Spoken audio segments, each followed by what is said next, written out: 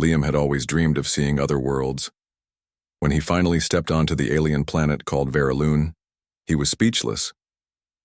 The sky was light purple, with two soft suns shining above. Floating mountains moved slowly across the horizon, and glowing birds sang songs that didn't sound like anything on Earth. Veraloon was peaceful and full of life. Its people, the Veralians, were gentle and wise. They had smooth blue-purplish skin, small elf-like ears, and eyes that reflected the stars. Liam had been sent to study their culture for the Earth's Science Council, but deep inside, he was more curious than professional. He wanted to learn not just facts, but feelings, meanings, and mysteries. One day, while walking through a floating market in the city of Miralyn, Liam heard laughter. It was soft, but playful. He turned and saw her. She stood behind a stall filled with crystal fruits. Her hair was silver blue, tied back loosely, and she wore a dress the color of emerald water. When she saw Liam watching her, she smiled, like someone who already knew something he didn't. "You must be the human," she said, "and you must be." "The fruit seller?" Liam replied, trying to be clever. She laughed again.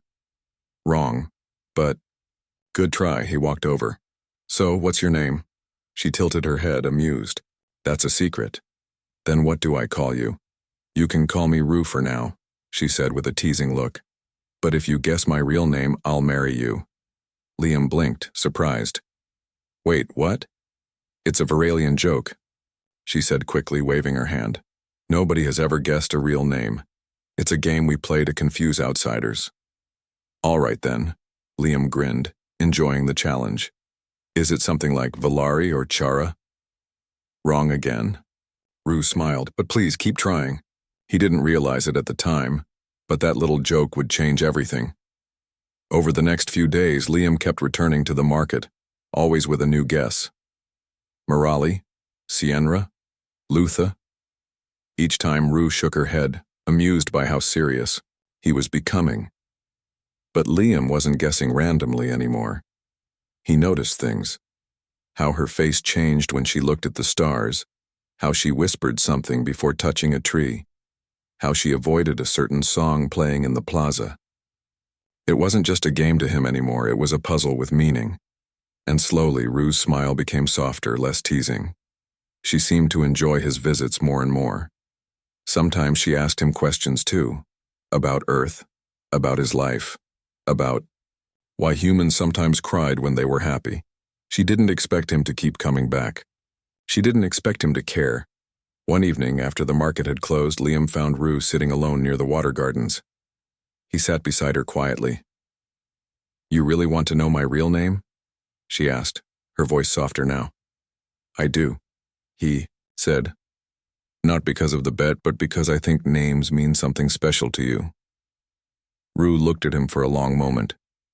Then she said, "You're the first outsider who ever asked for the right reason." Liam didn't speak. He just watched the stars with her.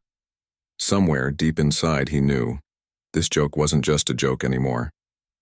Liam walked through the winding paths of Miralyn, his thoughts full of Rue. The challenge she gave him was still fresh in his mind. Guessing her real name had become more than a fun game. It felt like a mystery worth solving. He had already guessed more than 20 names. Every time she smiled and shook her head, but something in her eyes told him that she didn't want him to stop.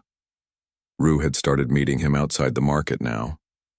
They walked together in the flower gardens near the silver streams or beside the crystal bridges that reflected the twin suns. Sometimes they talked, sometimes they just sat in silence, listening to the soft songs of the floating trees. Liam paid attention to everything she said and did. Veralian culture was full of hidden meanings. He had learned that their real names were more than just sounds. They were tied to who they were, their family, their spirit, and even their destiny.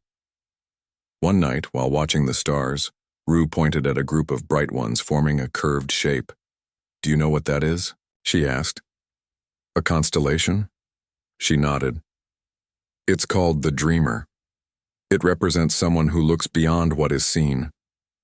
Liam looked at the stars for a while and whispered, "That sounds like you." Rue didn't say anything, but a soft blush colored her cheeks. After that night, Liam started to notice symbols. In the old murals carved on temple walls, in the way Rue traced her fingers over water, and in the songs she hummed without words. He asked her once, "Do names appear in your art or your music?" Rue looked surprised. "Sometimes, but only in pieces. A real name is never spoken fully in public." He smiled. "Then maybe I'll find the pieces." Later that day, Liam visited a knowledge hall. The Veralian archives were open to guests, though few humans ever cared to explore them deeply. But Liam did. He read about their traditions and stories. One caught his eye. It was the tale of a noble girl who gave her real name to a stranger during a great war, risking her life to stop violence. Her name had power, but her heart was stronger. Liam wondered, was Rue from a noble family too? The way she walked, the way people looked at her, the respect they gave. He had noticed it. The next time they met, Liam asked, "Do real names always mean something from the past?" Rue paused. "Yes. They are chosen from deep memories. That's why they must be earned, not given." That night, Liam dreamed of Rue standing in a field of stars, singing a song that echoed through space. The song had no words, only feeling. But somehow he woke up with a name in his heart, a name that felt full of both sorrow and light. He didn't say it yet. He wasn't sure. He didn't want to hurt her, or speak it too soon. The next day, he brought her a small handmade gift. It was a charm made from local stone shaped like the dreamer star pattern. When he gave it to her, she was silent for a long time. "You noticed," she whispered. "No one ever notices." Liam just smiled. "Maybe I'm just a dreamer too." And in that moment, something changed. The game was no longer a game. She looked at him differently now, not as a curious human, but as someone who might truly understand her. Liam didn't know that while he spent time with Rue, others were watching. Hidden among the floating trees and stone walkways, a group of Veralians whispered among themselves. They were the silent circle, elders and watchers who protected old traditions. They had noticed the human. And more importantly, they had noticed Rue's growing closeness to him. One elder frowned as he watched from a distance. "She's letting him in too far," he said softly. "The human is clever. He may guess it. If he speaks her real name," another warned, "he will have touched her soul. That cannot be allowed." Meanwhile, Liam was unaware of this danger. He walked happily through the gardens, his thoughts filled with memories of Rue's smile, her soft laughter, and the way her voice changed when she told stories. That day they met near the quiet lake where light floated on water like silver feathers. Rue stood on the edge, skipping stones. "I found something in the archives," Liam said as he sat beside her. "Oh?" she asked without looking. "There was a story," he continued, "about a girl who gave her real name to stop a war." Rue's hand froze in midair. "She was noble," he added softly, "but gave everything to bring peace." Rue slowly turned to him. "That story is not often shared with outsiders. I think the girl in the story is like you." For a long time, Rue didn't speak. Then she said, "That girl was real, and her name became a symbol of hope, but she also suffered. Her people turned away from her." Liam looked down at the water. "Then why is a name so important?" Rue sat beside him. "Because it holds our truth. Not just who we are, but who we choose to be.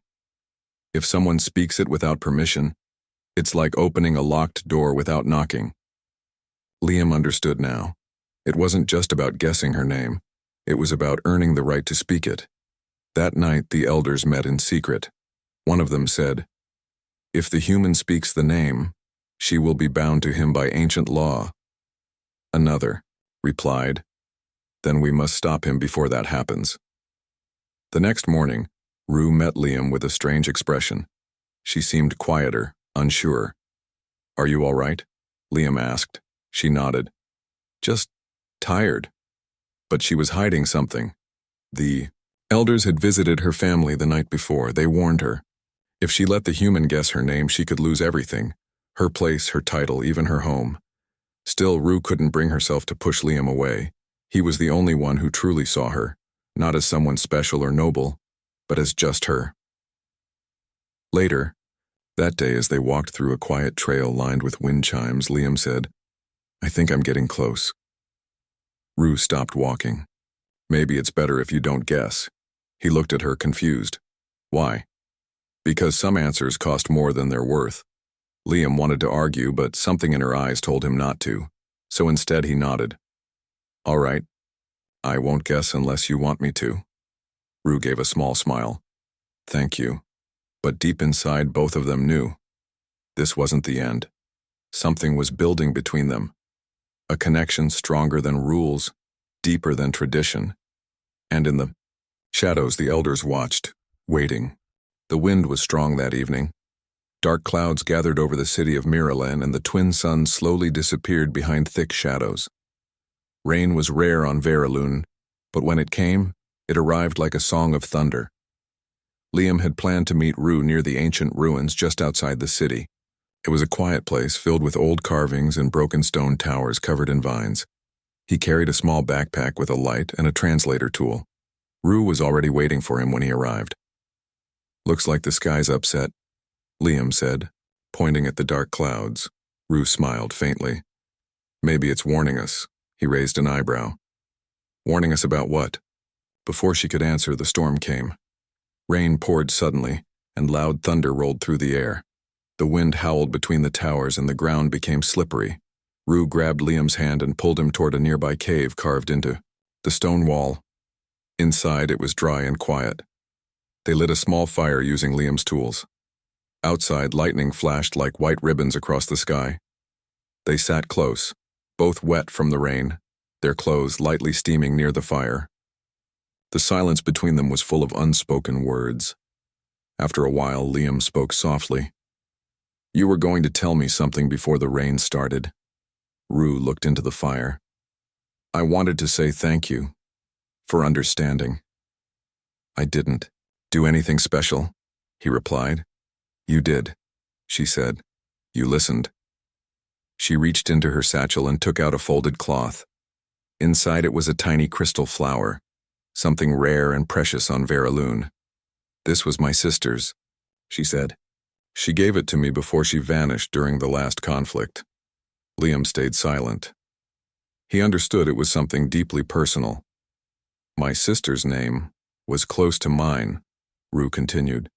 "And when she gave me this flower, she said, I would one day share my name with someone who truly sees me." Liam's heart beat faster. "You mean, I don't know," she whispered. "But lately, when you look at me, I feel like maybe I'm not alone." The fire flickered, casting soft shadows on the walls. Liam remembered something from the murals, a name carved long ago mixed into the art, a name that had meaning.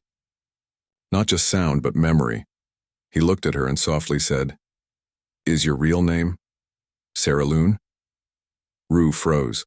Her breath caught in her throat and her eyes widened. She looked at him with disbelief, almost afraid. How did you know that?" "I didn't," Liam replied. "I just felt it, like it belonged to you." Rue stared at the fire, her hands trembling slightly. That name hadn't been spoken by anyone since her sister disappeared. Not even her parents dared to say it aloud. "That is my name," she said finally, her voice shaking. "And now, you know it." Liam swallowed hard. "I didn't mean to break your rules." "You didn't break anything," she said quietly, "but everything is about to change." Outside, the storm slowly passed. The rain softened, and the thunder faded away. Inside the cave, the human and the alien girl sat together, closer than ever. A name had been spoken, a bond had been formed. But neither of them knew what price would come with that truth.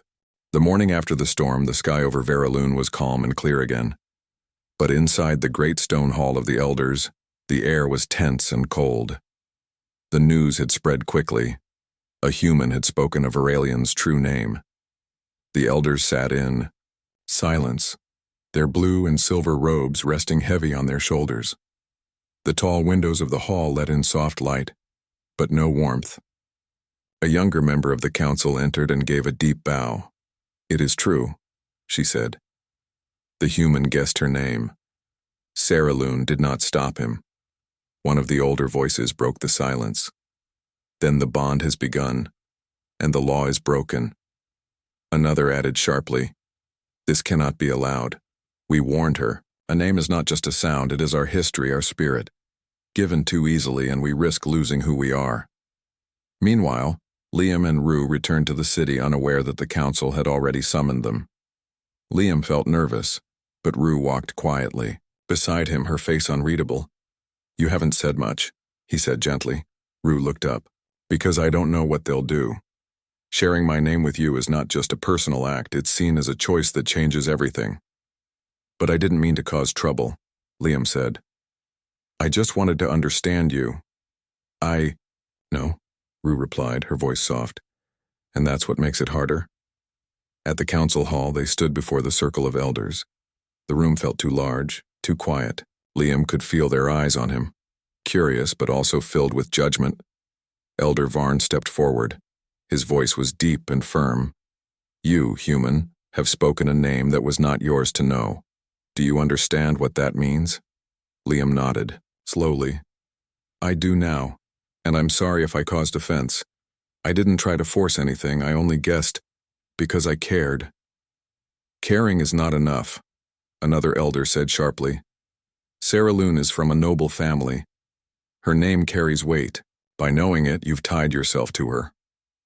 Rue stepped forward suddenly. "He didn't force me. I chose to stay silent when he said it. I could have denied it, but I didn't. Because he earned it." The room went quiet. Elder Varn looked at her. "Then you understand what you've done.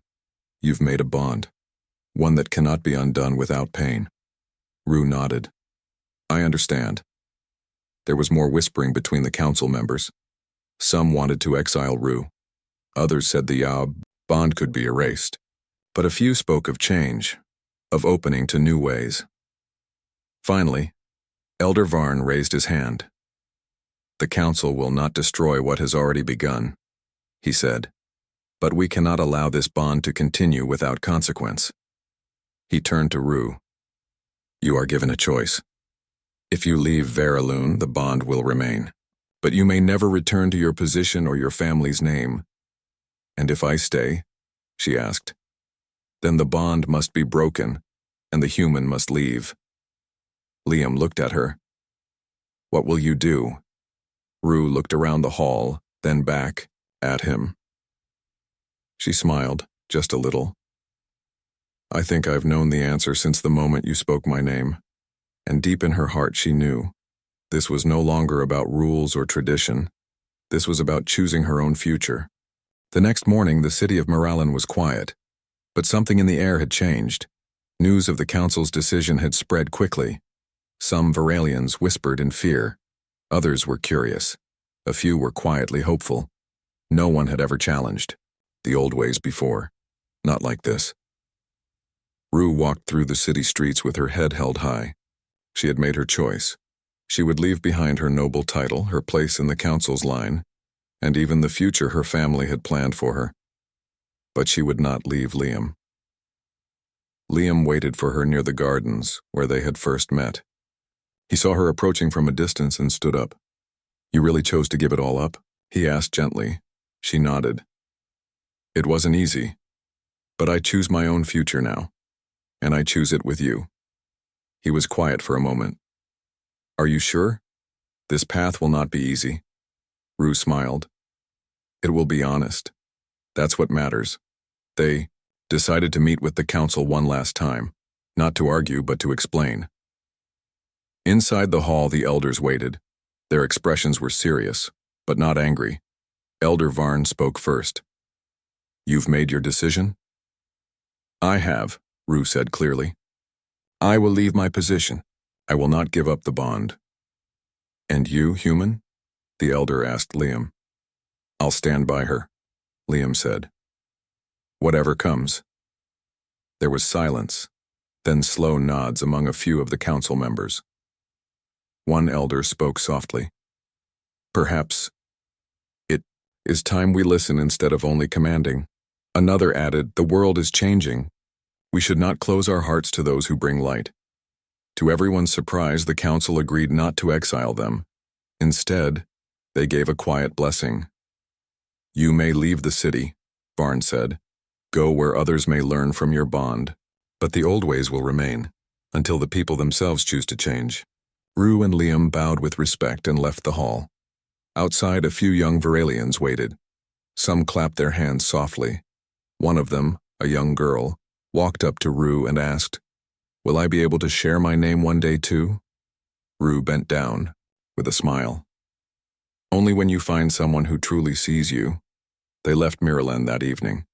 Hand in hand, they walked through the glowing forests toward the distant lands beyond the mountains, places where the old rules held less power and new ideas could grow.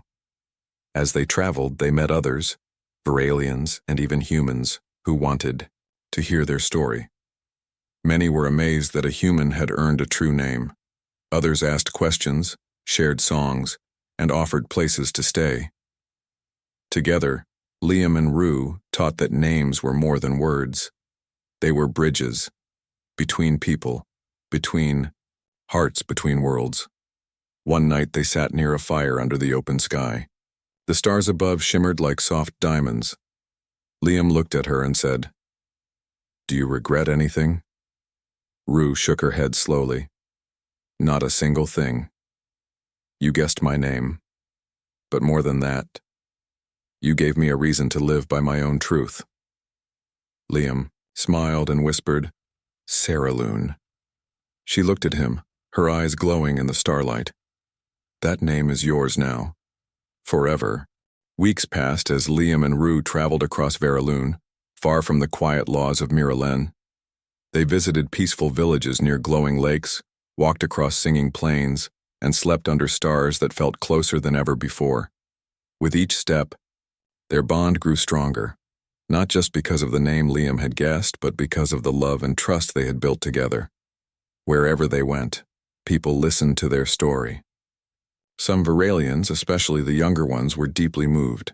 They asked Rue how she had known it was time to share her name. She would smile and say, When someone sees the truth in your soul and still stays, that's when you know.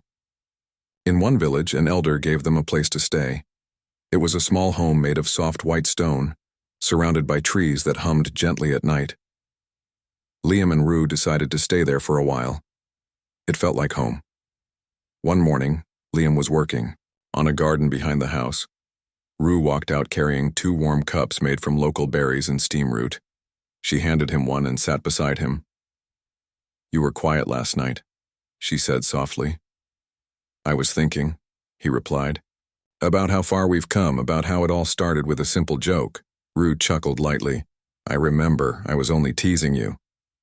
But it wasn't a joke for me, Liam said, smiling, not even on the first day. She looked at him, her expression full of warmth. Do you know what's funny? I told you, if you guess my real name, I'll marry you. I never thought you would actually guess it. I didn't guess it, Liam said.